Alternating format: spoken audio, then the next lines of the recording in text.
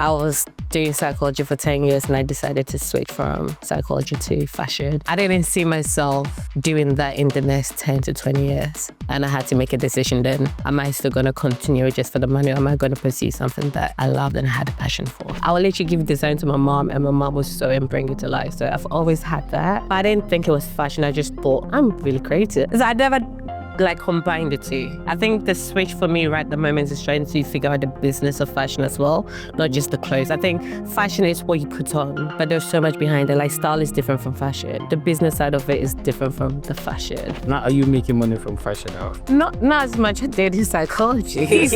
I know when someone just wants to look good. I know when someone is using that to express themselves. I know when someone is probably like a rebellious person using their clothes to make a statement. That is so important because I think we live in a place where people are trying to look like someone because they haven't figured out their identity.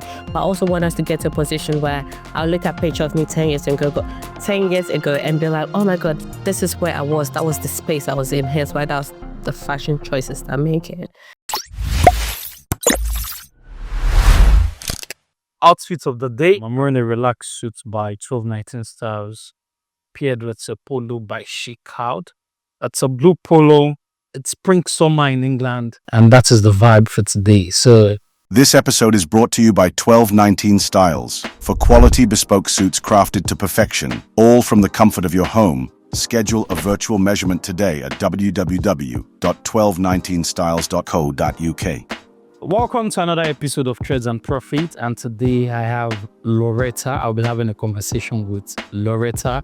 Lauretta, it's someone I met recently, and I found a journey and a story quite interesting, making a career switch from psychology to fashion. And so on this episode, we're talking about everything between fashion, psychology, and what made her make the switch.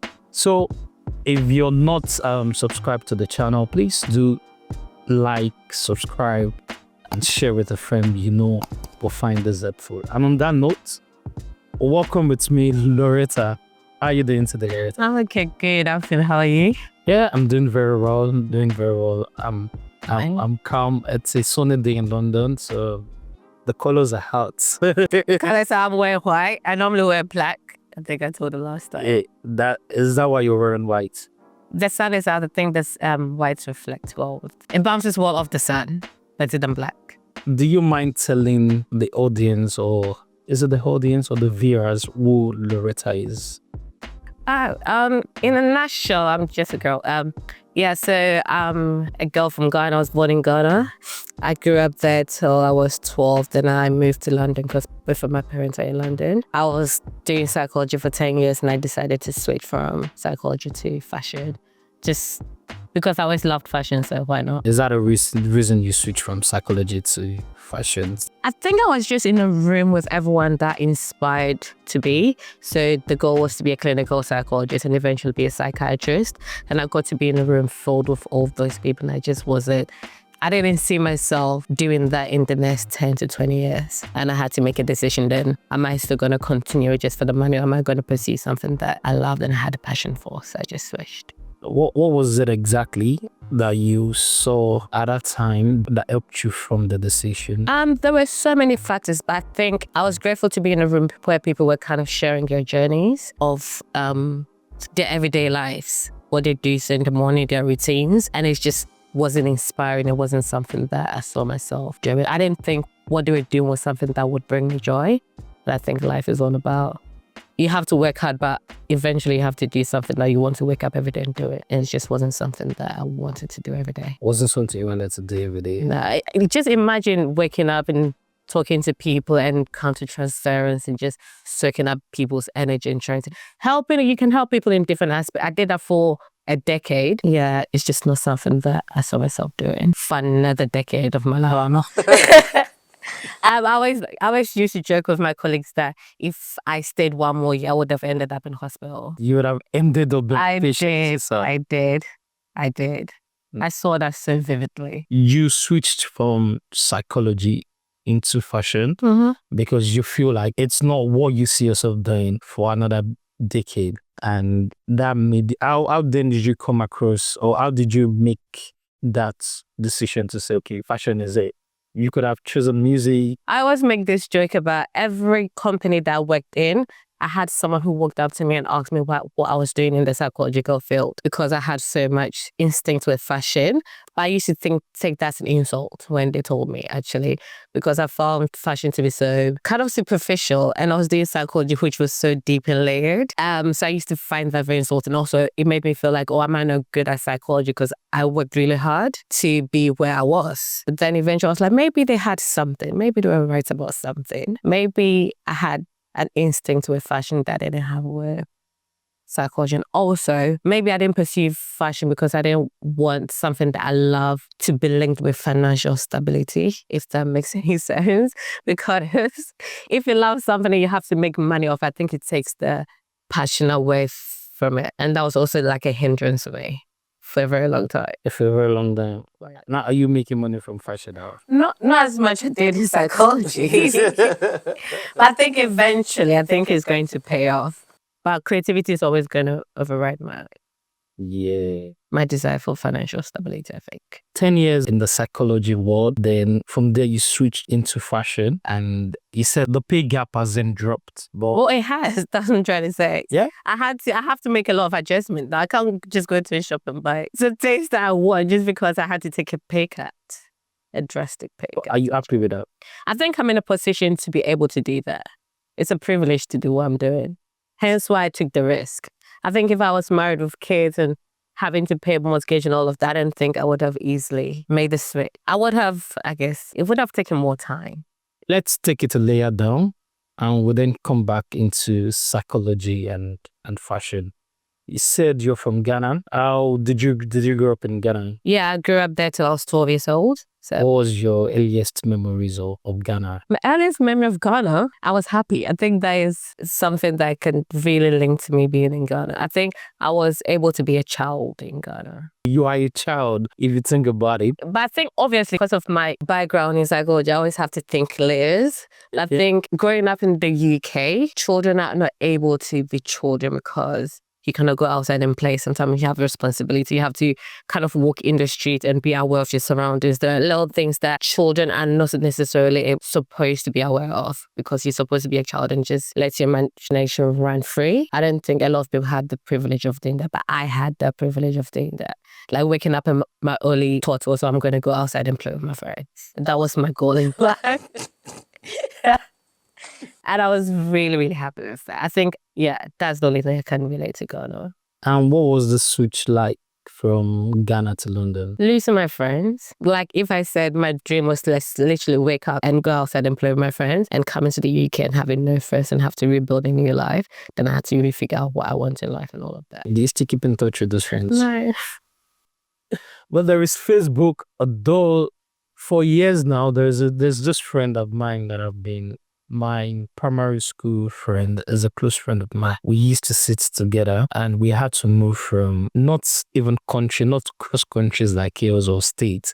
We had to move from one city to another city, and there was no phone. There was no way to stay in touch. And since then, our path has never crossed again. His name is Renia Loko. Pardon me.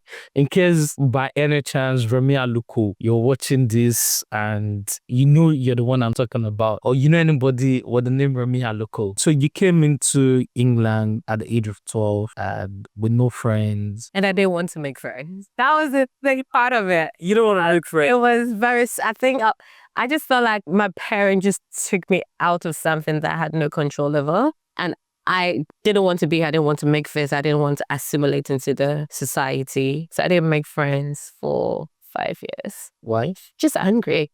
And my first friend in the UK actually forced me to be a friend. She was like, I'm not leaving you alone. And she's still my friend till today. What made you? Because I remember back then, a lot of kids growing up in Nigeria, a lot of kids actually wanted to, they would buy into the opportunity of like, oh, you've been able to move down to England, to America, because of what we saw on TV back then. But yeah, you are. Strangely enough, it's true because where I grew up, a lot of my friends' parents were in Europe. So we had Italy, Germany, and people used to come to the UK for summer holidays. But I never wanted to. My dad also knew I never wanted to come for holidays. That's what I'm saying. I was happy. I was so content. I remember being a child and just being content with everything. I didn't want more. I didn't want less. I was just like, I could live like this forever. How was the switch for you, like at the initial stage? Something I can reveal was like, I didn't grow up with my dad. So my dad was in the UK. So my mom kind of raised us till I was 12. Well, till I was 10, because my mom moved to join my dad in the UK and I was 10. So I was raised by my grandma for extra 2 years if I came. So the first time I came to the UK, that was the first time I properly lived with my dad. So that was interesting. So new country, I don't know my dad, but now I have to live with him. New education system. I've lost all my friends. It was a lot. I don't know how I survived, but looking back, I think I did better than I thought. Better than you thought you would handle it. Yes, I'm really proud of. As a growing up, I'm really proud of the girl that I was back then. And as at that time, have you been into fashion? Have you started getting into fashion at that time or entering fashion? I think, I don't know, we probably had this conversation before, but my mom is someone who sews. Yeah. And I've always been interested in like designing clothes and stuff. So I would literally give design to my mom and my mom would sew and bring it to life. So I've always had that. But I didn't think it was fashion. I just thought I'm really creative. So I never like combined the two. I think the switch for me right at the moment is trying to figure out the business of fashion as well, not just the clothes. I think fashion is what you put on, but there's so much behind it. Like style is different from fashion. The business side of it is different from the fashion. The design of it is different from fashion. Everything comes together to make a bigger picture. And I think that's what I'm intrigued and most curious about with the switch. So which part will you say you're working on, or like which parts of the fashion, of the various fashion? I think at the moment I'm really enjoying designing because I work with Dave and after like he'll have the samples and we tweak it together. And I never thought I would get opportunity. Even that I do with my mom and like it's just us two creating something. I'm now in a position where we get the samples, then we make the tweaks, then it comes to life and I'm like, oh my God, this is exactly what. And were you guys back then, were you able to sell any of the sample? It was just you making clothes for yourself? It's just me making clothes and wearing it and knowing that I look amazing. I love the sound of that. Yeah, it's just, I think clothes can make you feel things. Yeah. It's not even about looking good, it's about making you feel things. Mm-hmm. Yeah. What then made you choose psychology? Is that what you studied in school? So I did my undergrad in social psychology, then I did my master's, and I was on the road to do my PhD. That's why I stayed in it for a decade, because every year my dad was like, are you going to apply for your PhD? You have the experience. And I'm like, there was something just holding me back because I think that was just being in it. I didn't know if I could do it for decades. And I always knew that, but then I had to have the conversation with my parents and be like, that professional career that you had in mind for me, that is not what's going to happen. And I think for me, that was the hardest thing I had to do eventually. Having the conversation. Like, that 10 years of like always pushing it back one more year. Mm-hmm. Yeah, I don't think I'm going to do it. How did the conversation come up? How did you get into it? My mom, it was easier than I thought. It was easier than you thought? It was easier than I thought. I think it all fell into place. My mom was like, she didn't say thank God. So she's like, I believe you. What? And my dad was like, are you sure? It's like, yeah. And it's like, if it makes you happy, I'm happy. And it was literally that quick. What did you imagine in your head it was going to be like? This is a bad idea. And no one said that. I think even my brother, who is very like systematic and he always has a plan for things, he was more like, okay, what are we going to do? Let's write the plan down. And he was more like, let's get there instead of just having it in your mind. So no one discouraged me. So just thinking about it now, that means for a long time, you thought they were going to disapprove of the fact that you want to switch, and you stayed back for a longer time that you could have worked out. I think there were so many factors. I love fashion too much to make money off it because I wanted it to be my little safe haven. That was number one.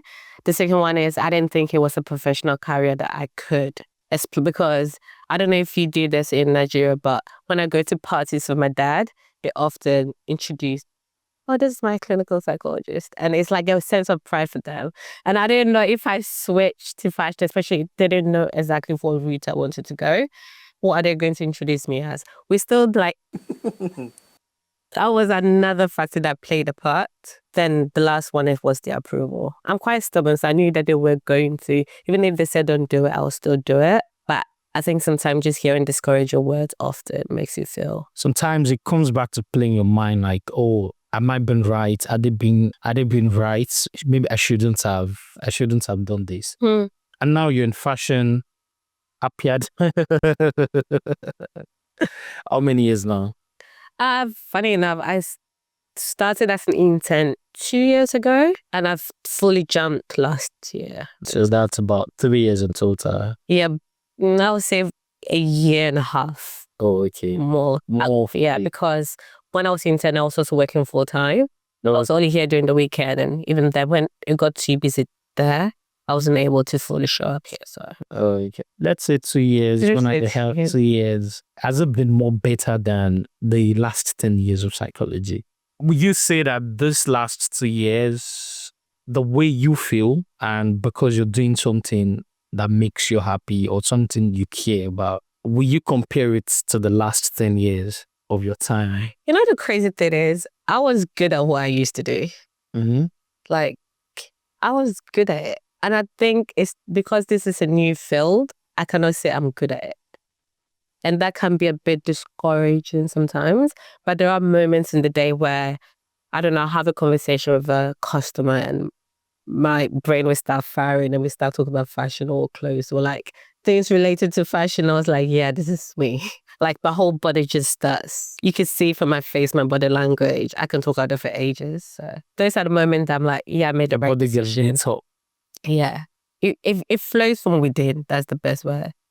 Whereas the other one, I think the knowledge and so we're good at it. Is there an intersection between psychology and fashion? I think I can relate to people better because of it. Because of psychology? Yeah. I don't have a conversation and just listen to it on a surface level. There's always layers to it. Or if someone picks it, I'm not trying to say I'm psychoanalyzing you. I'm not saying that. But it's never a straightforward conversation. Like my body language, how they talk, how they choose things. I'm always reading into it. And it kind of informs the bigger picture. Especially when like I'm styling, someone comes in and go, I don't know what to wear. Then it's easy to kind of have a conversation with them, know where they come from. Then know they're going to like this or like that. Does that play in a role in what people put on? Like the psychology or the state of mind of people, does it play any role in what they wear? I know when someone just wants to look good. I know when someone is using that to express themselves. I know when it's a mood, when someone is using their clothes in link to their mood. I know when someone is like, probably like a rebellious person using their clothes to make a statement, put their place in the, I don't know, the universe. I can see all those things. So yeah. What statement am I making? You look really nice today, by the way. The fabric. I always look nice. The lilac, the structure of the blazer, it's really, even with the polo neck. Yeah. So what statement am I making? I mean, the sun really influenced what you're wearing today. Okay. I don't think you would have worn that in winter. I think you knew you were going to be meeting people, so you wanted to put your best foot forward. You feel because one of my legs are forward. No. It's just you look. It's well put together. It's well thought through. You didn't just throw this on. I think you're right.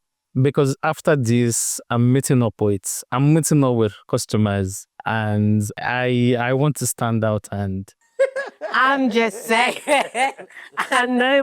I want to stand out, and I just want to show them that okay, yeah, I'm the designer in the building, so I'm the guy making your suits. Can we get to the conversation? I can see the fabrics. I can see I can see it. Oh, it's really good.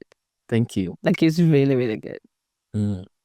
So, if that means if we come to agree that there is a intersection between psychology and fashion, because people don't just wear what they wear, because there is a layer to it. In your words, like there is always extra layers to how we wear it.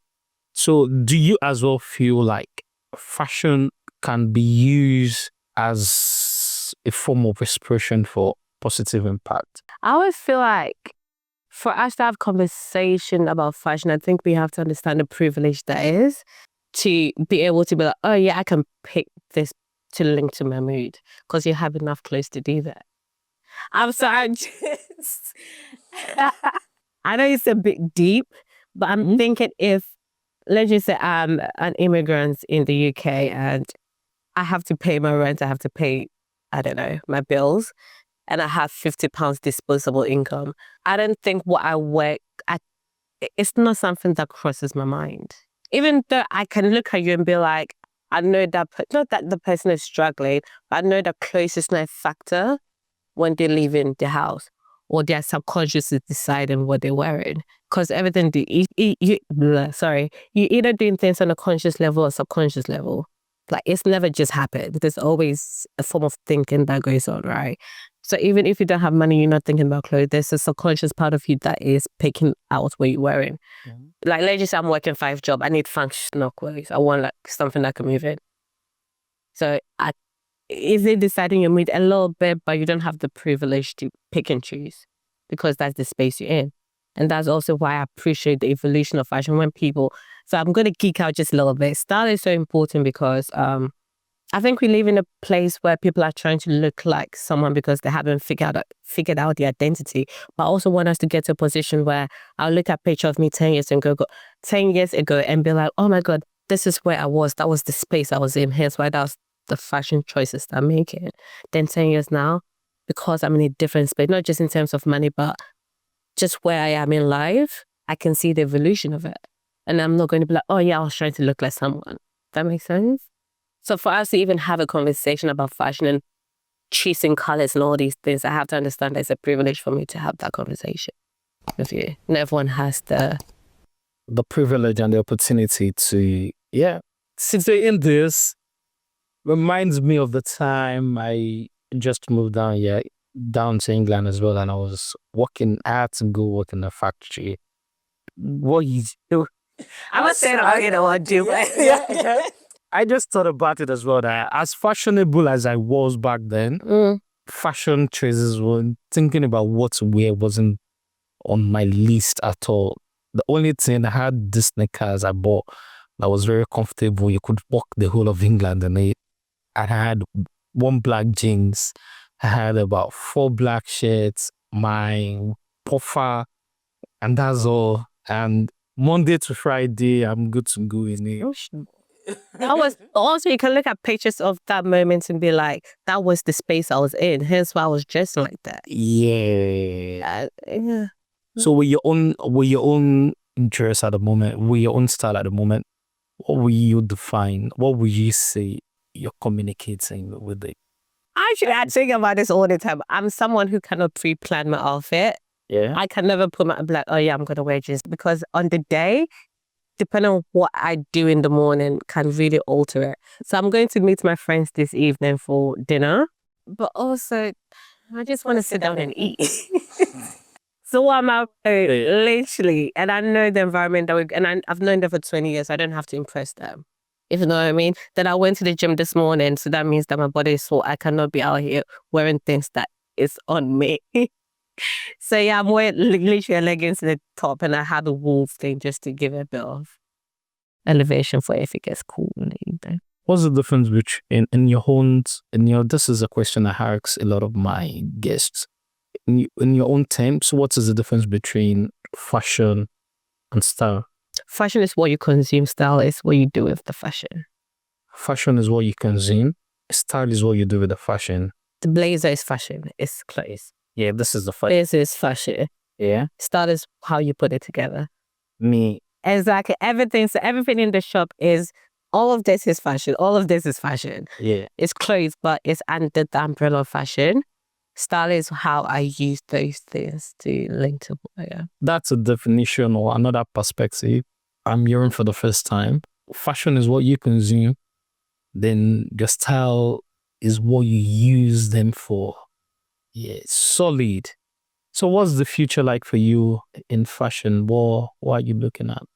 What change are you seeking in the fashion space? I think I'm very intrigued with how people are able to have an image in their head.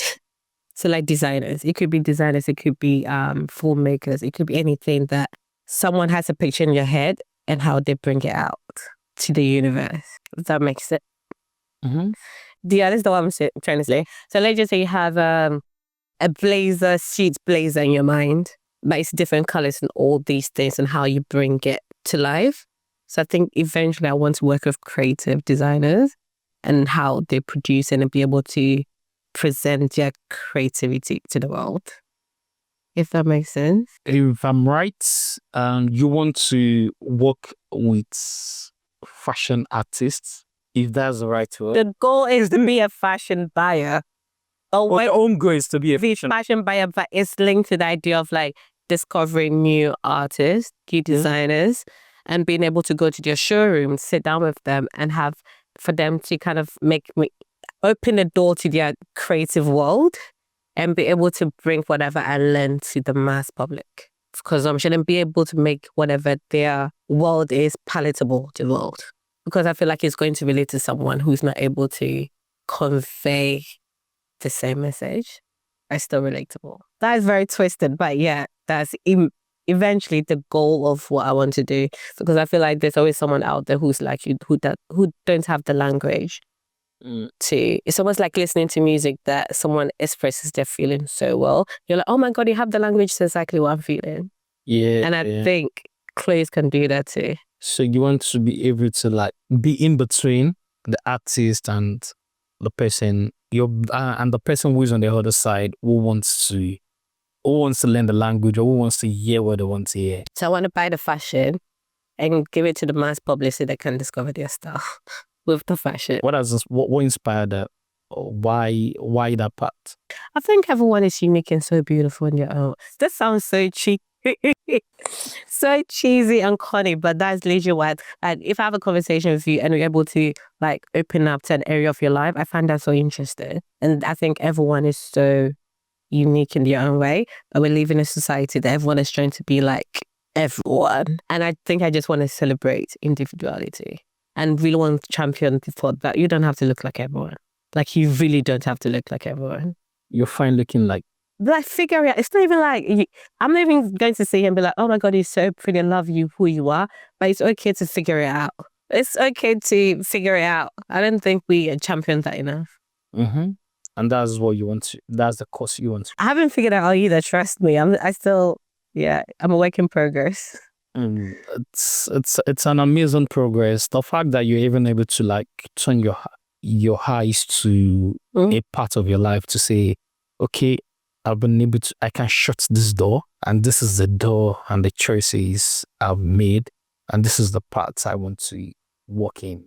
That's a big life decision. It's funny because everyone says I'm so courageous and I'm like, no, I feel so dumb right now. I don't feel courageous, but I know that's going to work out because I strongly believe in it. And I strongly believe in that as well. You will have to look back and look through the parts, look through the downbeat and the triumph for you to then know one day to say that, yeah, I was able to come through all of this. And then you will then know how courageous you are as well. And then that will fall and help you believe more in yourself to like inspire others as well to say, you know what, yeah, be courageous and you as well can take this part. What is it about psychology that you really do not, or rather, don't let me say you do not like, but let's say what makes you turn your back towards it? You know what? Yeah? When I started, I'm going to go back to privilege, right? Mm-hmm. Just follow me a minute. I think I had so much love growing up and I was very aware that I had an amazing mother, amazing father. Like if the world is falling apart, I can go home and I'm sorted. Like people will take care of me, right? So I wanted to be in a position where I give the same thing back to people. So but the issue with that is then you have a savior complex that you feel like you can save other people, right? So you go into these places like wanting to give everything. I work overtime. I used to work from 8 a.m. to 12 a.m. every single day. I did that for literally 7 days in a week. I used to go home, crawl on the staircase, literally slam in my bed and I have a shower, don't get me wrong, but like slam in my bed and just sleep. And I couldn't move on the days that I was off. And I used to get so frustrated when the people that I was pouring into didn't appreciate it. right? But then I had to sit with the fact that, does that mean that I'm doing this for me and not for them? That was the first layer, because psychology is a job that can be thankless sometimes. And also it's not a fast-paced, not fast-paced, but it's not an instant gratification thing. Just because I help you, I'll see the result. Like, it takes time for people to heal, right? And sometimes when they heal, they don't even know they're healing. That's another thing. And also, I couldn't pour from an empty cup. And I think I was just pouring and pouring and pouring to people that... Without refilling your own cup. Yeah. They didn't even know that I was empty because I kept pouring. And every time I show up like a full self and gave 110%. And it was just not sustainable. You can tell me I should have had my boundaries in, I could have done all of that. But I knew that I'm also not someone who does things halfway. I'm always going to pour into people. And also, the people that I was helping, they don't need help. Even though I was helping them, eventually the root of their issue were their caregivers, which is their mother and their father, and their upbringing, and it's never going to be fixed. And I was trying to fix something that was unfixable, which can be quite dark if you think about it. But there were so many layers to it that I knew that it wasn't sustainable in 10, 20 years. I'll be walking around empty, crazy. Because I'm giving everything to people. And you know the sad thing? That because I'm generally a happy person, and I was working in a place where there was a lot of like depression, schizophrenia, people were not jealous of my happiness, but it used to irritate them. How come you're so happy? But inside I was dying. But like my initial personality is to show up as a happy person. So I couldn't even exist in my happiness there. Do you think that's healthy? Everything wasn't healthy. Like everything I was doing wasn't healthy. So it wasn't sustainable. It wasn't. Will you say that you, on the other hand, you're being, I'm trying to get the right word now. You know, when they say like, you can't read the room because you're in the midst of like people who are vulnerable, depressed at that point in time, and you are happy, or like it is your own natural self to be happy. I wasn't insensitive. Like I was, what? Insensitive. Like, oh my God, you want to kill yourself, but I'm gonna be here laughing. Like I wasn't like that. It's just I'm smiling. Why are you smiling, Lauretta? I'm like, can I not smile? And even like going home, they'll be like, at least you have a home to go to. But they are stuck back. Exactly. And for me, it was heavy because I also knew that the environment they were living, obviously, if they had their way, they'll be home with their parents and siblings, like where I was going to. So I was trying to overcompensate by staying there longer than my working hours to make them feel like, hey, you're not alone in this. I'm here with you. But it still wasn't enough because on days that I wanted to go home and replenish, how come you're going home? How dare you go on? Then obviously the subconscious envy of, you have a home to go to, I don't have it. So now they're envious of me, but they still love me because I'm still there for them. It was so many. It's a toxic relationship. It's a toxic relationship, but you also don't want them to be too dependent on you, because then there's the codependency. I know people are going through a lot, but from your own experience, what do you think, or what pushes them to that extent, to that point to say, okay, because I'm a Christian, right? This is the only way I can conceptualize it. Is that in the Bible, there's a verse that says the devil came to kill, steal, and destroy. And I remember every time that I read it, I was like, what is he destroying? And what is he stealing? If you have no hope in tomorrow, there's no point in living. Like when you close your eyes and you don't know what tomorrow brings, it can be a dark season to you. That's the best I can say. I had no hope. No, And if you have no hope, and I'm trying to not tell you, but I'm trying to encourage you that what about this, but I cannot want it more than you. You have to want it. You have to want it, but I have nothing that I want. The only thing that I want is for my mom to come hug me and say that she loves me, but my mom's a drug addict. So how do we end up? Yeah, I see what you said, and most of this situation are actually even deeper than what the surface, or than what we see on the surface level. I can't look at someone and go, oh yeah. I always have to think, what if they're going through this? What if they don't have food at home? As simple as it is, Hence I say when we talk about fashion, it's such a privilege. Because if I have no hope, why do I need clothes? To be honest, why am I even wearing clothes? Why am I even wearing clothes? Why do I need to change into tracksuits when I can be in my PJs all day and just stare at the ceiling for 24 hours? See you. Sorry, that was so dark. That's fine. Sorry, that was dark. We've come towards the end, and thank you so much for having this conversation. Thank you so much. If you have to take a trip through the journey and you're sitting back today, looking back in the next 10 years, what will you say it is that one desire you bring to life and you're happy with?